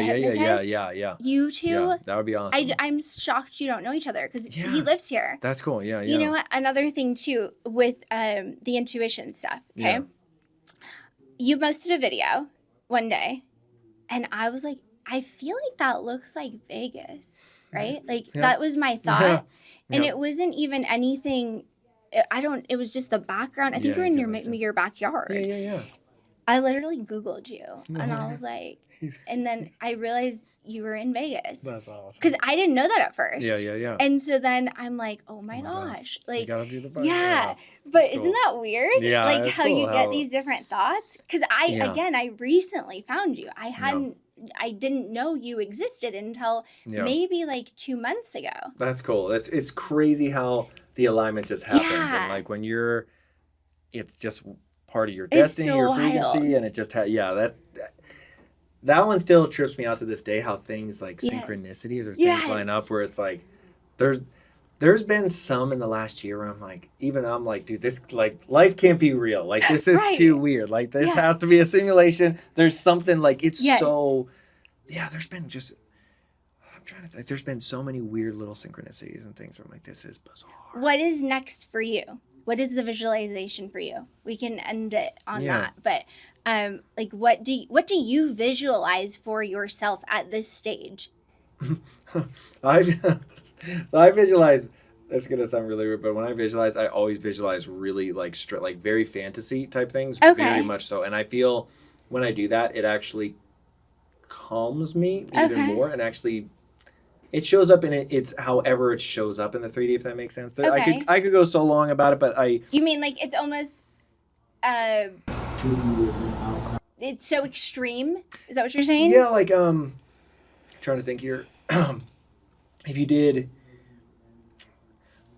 this might sound so silly, but let's say like a goddess client, she, like, even if she was visualizing, she was seeing herself as some cosmic princess of this land or the whatever, like, let it be so over the top imaginative, like as if you were a kid in that sense, like pretending if you're the princess of this planet and everything and the abundance or whatever it may be, if you're feeling that and then now like taking that into 3D reality, it shows up in that better. Does that make sense? Yes, it does. Like, again, when I'm visualizing myself as like, oh, I'm Hercules and I'm like fighting all these bad guys or this or that. And it gets me in such a like the freaking man mindset that everything else then in the 3D shows up in that way, if you will. You know what I mean? Not that I'm literally like, okay, I want to fight somebody. Yeah.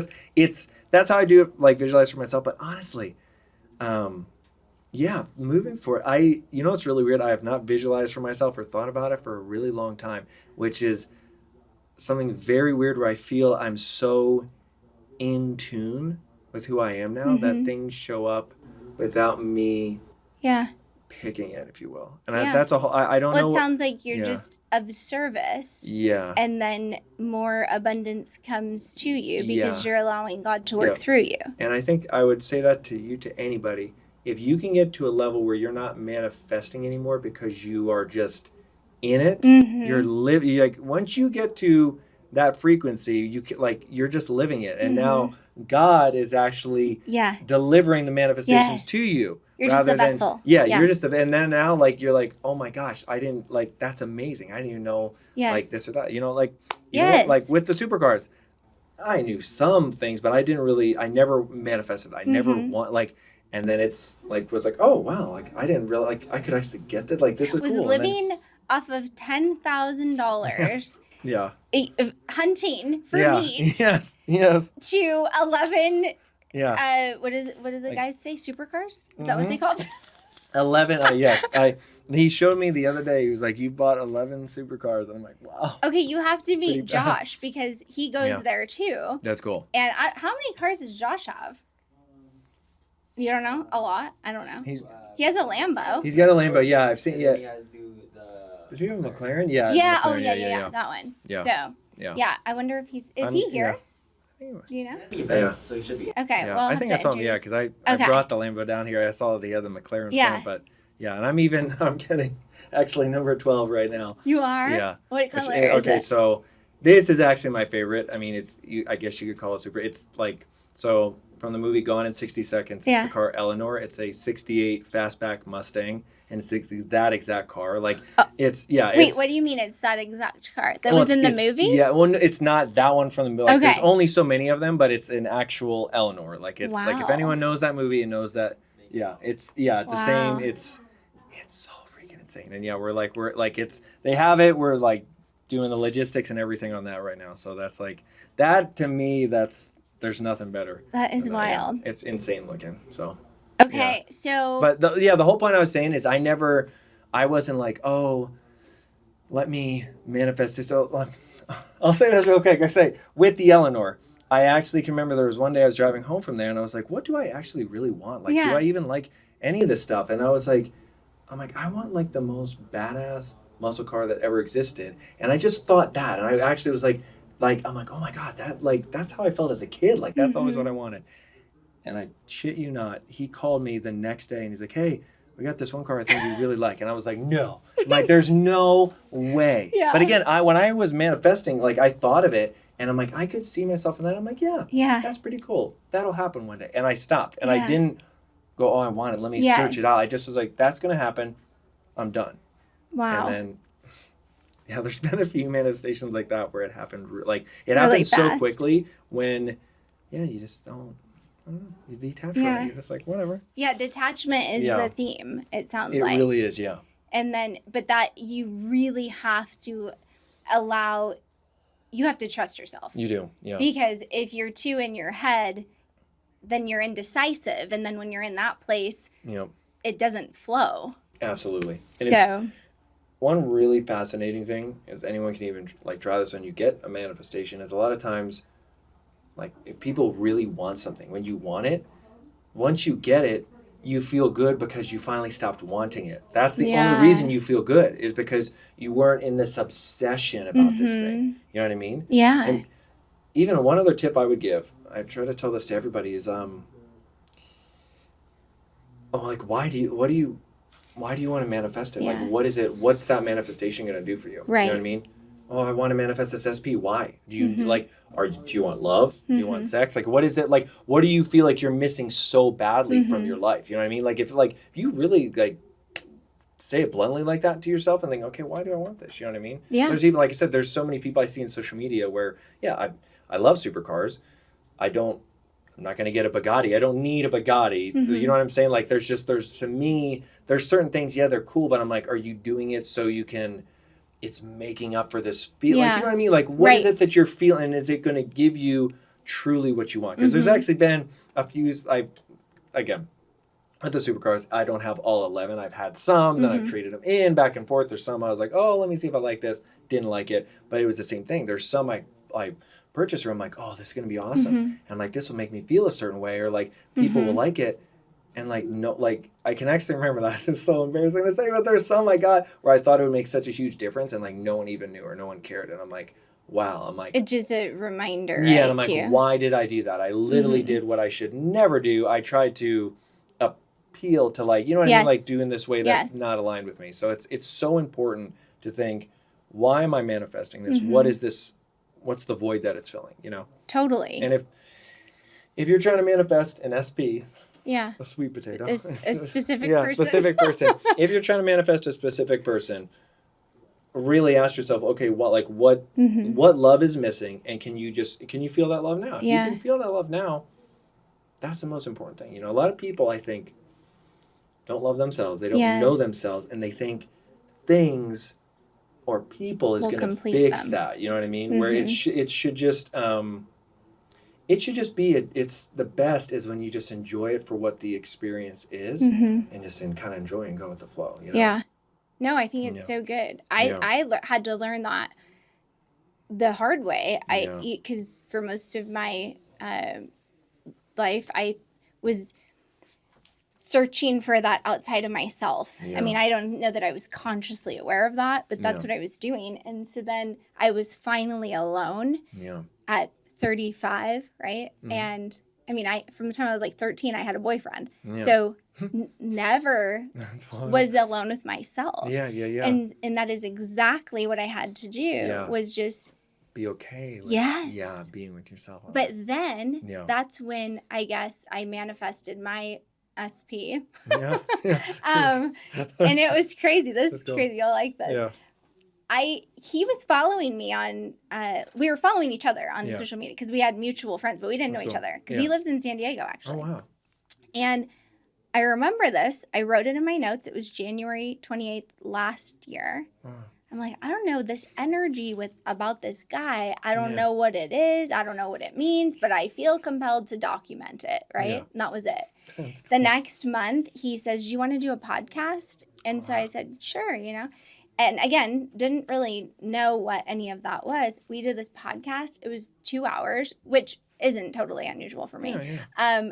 But the energy was like, I'm like, there is something going on here. Yeah, the chemistry was just there. That's crazy. And then turns out he had a list of qualities that he had wanted, in a partner. I had one too. And literally like his was a description of me. Mine was a description of him. Yeah. I mean, just wild, right? That is crazy. That is awesome. So, and a number came about too. You know that show, The Mentalist, here in town? Yeah. Have you seen it? I haven't seen it, but I know the show. I got it. Yeah. So they throw these balls out into the audience, right? Yeah. He catches this ball, and only so many people caught him, and it has a number on it. Well, the number was 33, and like a year before that, I had been seeing a lot of threes. And so I have this note in my phone 33. Where I like looked it up. Yeah. And the thing that I had, because there's all different meanings when you start to look it up, but whatever I put in my phone that day, it said soulmate. Oh my gosh, that's awesome. And I was like, wow, this is wild, That's insane. That's awesome. I know, love it's cool, that. right? That's so cool. Because you just being aware of when it all comes together like that and the synchronicity. But it's different than what I thought, right? I didn't think he would live in San Diego, right? So you have to be open to these like other possibilities. Yeah. Because that's, you can't, how would I say? I don't want to say you can't have it all, but it's like, why do you need it to be like, when it has to be, it's got to be this way, then it's that, then you're just trying to manifest control, or there's that weird control issue that you have. Yeah, 100%. You got to be within the flow within it. And I was even going to say, this was very interesting. I thought of this the other day with Kendra and I. We have like a few core like principles with each other, like just characteristics, but it's, one thing I've really found, you got to be able to grow with the person. Yes. The reason I think all relationships that fail is because they're not growing together. Yeah, they do this. They literally go different paths. Yes. And it's really hard to let's get back on the same track again. You know what I mean? So true. With her and I, like I said, there's got like a few principles I just know we have and connections, but I think we literally said this to each other the other day. There's no remembrance or like similar, like we're not the same people we were when we first met. There's literally like it's become so much better. You know what I mean? But I think a lot of people because that's what it was. There's this one client that's like, oh my gosh, like when we first met, it was this, and this, and it really made me think, well, like that doesn't exist. If that's you can't done. base, you can't base that on what it used to be. It's always got to be, what is it now? Yes. And what can it be? Yeah, that's and good. Growing together within right. that, yeah. And having the same vision for the future, I think. Yes, always, yeah. Right? Because we that's like I said, I mean, we have a very interesting relationship, but it's like, it'll be almost 14 years coming up, and we've like changed so much. There's times we'll just be sitting there thinking feels like we've been together like 100 years. You've had multiple lives. Like, and not in a bad way, but it's like we literally feel like we've been together for like a century, like gone through like crazy things. And it's like, wow, like it's just, we'll look back at things and I'm like, that feels so long ago. Yeah. But like in a good way, we're like, that's amazing. Like, can you remember where we were here or there? And like, yeah. And I love that. Yeah.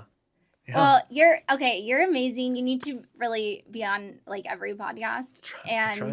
I think you might need to have your own too. That would be cool. This I is thought just about so it. good. Yes, that would be cool. I mean, I could literally talk to you for the whole day. There's so much, we've only just scratched the surface. I know. But okay, let me do. I want. Oh, real quick, one question though about your program. Yeah. Because when you launched it and you were doing those one-on-ones, right? Yeah.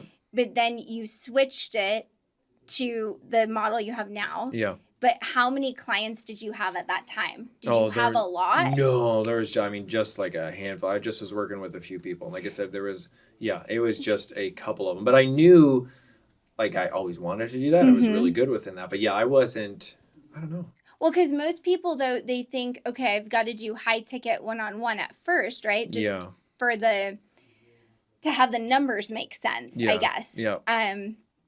Obviously, if you have a higher volume, then I know this is wasn't your main objective like right away, right? Yeah. But when people look at it from a business perspective, this is where they go. And maybe this is the wrong way to do it.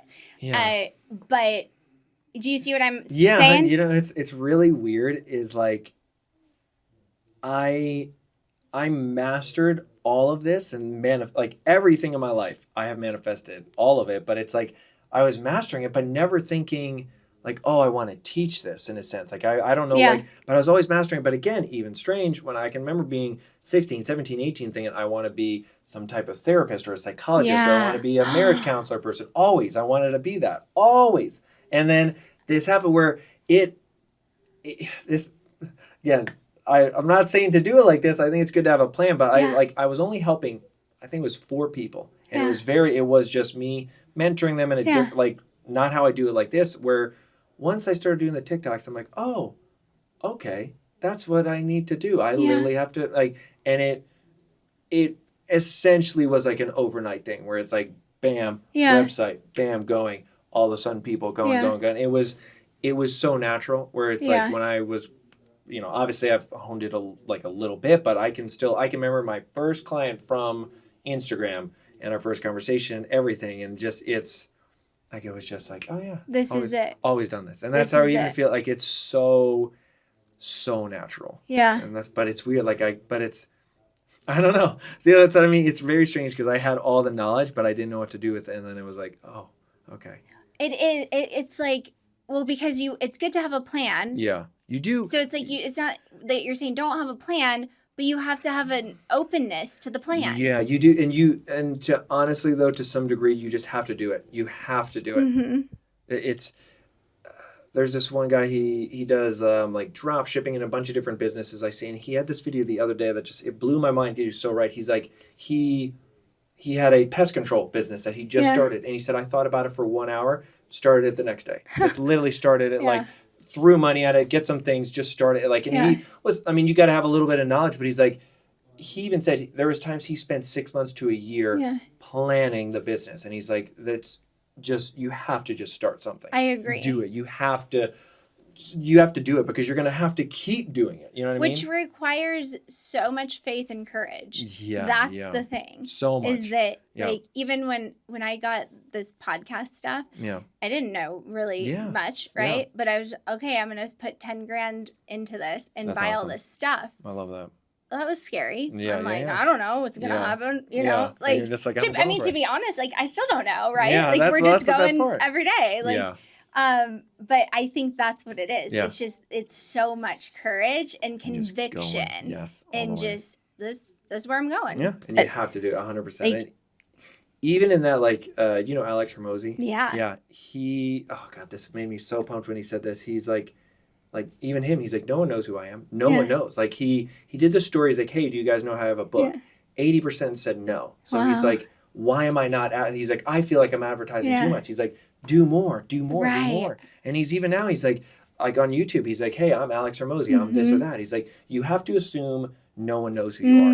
And that really, like, when I heard that, I'm like, God, even right now where I am, I'm at almost 750,000 followers, and I still treat it like it I don't want to say not that it would be gone tomorrow, but I treat it like like no one knows who I am. Like every video, you need to knock it out of the park. You need to make it like, you know, because I'll see so many creators that it's like, yeah, you know, like I'm like, you already know who I am. And I'm thinking to myself, I don't even want to be at that level where I'm like, oh, I think I'm that, like, I don't know. It's not a good place to be. It feels so much better to be like, hey, let's keep going. I gotta make this better. I gotta make this better. Yeah. And it feels good when you watch it, but it's also, again, it's like when people hear I gotta make this better, it's like, don't go into that mode of like trying too hard.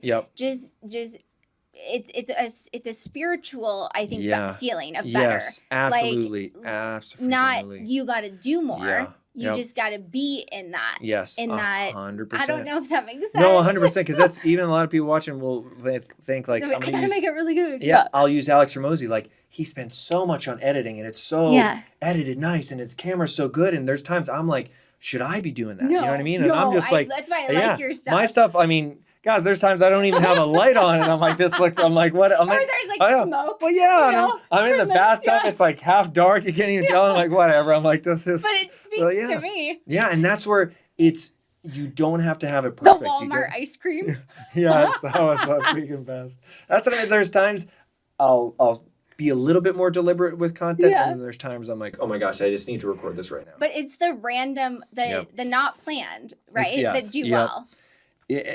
Or do the best, I guess, if you're judging the performance based on that. And you have to just keep going. You have to do it because I've had like a lot of videos, go very viral, get millions. But I had this one that was just a few weeks, maybe a month ago, where I was like, I think it's at like 25 million now or 30 million, but it has nothing to do even with me or my stuff. It's a good video. Like it was me reacting to this video where this like husband was trying to tell his story and the wife didn't want to listen to him and stuff like that. And it was a really good video, but it has my most likes and my most views. And when I was I can remember filming it going like, I almost wasn't going to put it up, and I'm almost like, this is kind of stupid. But even this sounds bad, but I'm kind of like annoyed because I'm like, oh, this has nothing to kind of do with me. But I'm like, you just don't know. Some videos can go, some videos don't. You just don't freaking know. So true. So I had one video that went pretty viral, and it's not even me. It's my daughter. It got 33 million views, okay? And it's, remember that sound over the summer, looking for a man in finance, that one? So she comes out, she starts singing it, and she's like, Mom, why does this song say looking for a man with a fine ass? Yeah. Oh and gosh, that one took off, right? Yeah. Like, but I'm not even in it. So that didn't necessarily serve like, well, I mean, she did give me followers and stuff, but it's funny. Like, that's not why I post. It's not comedy. I'm posting to help people feel they're not invisible and that they matter and all of these things. So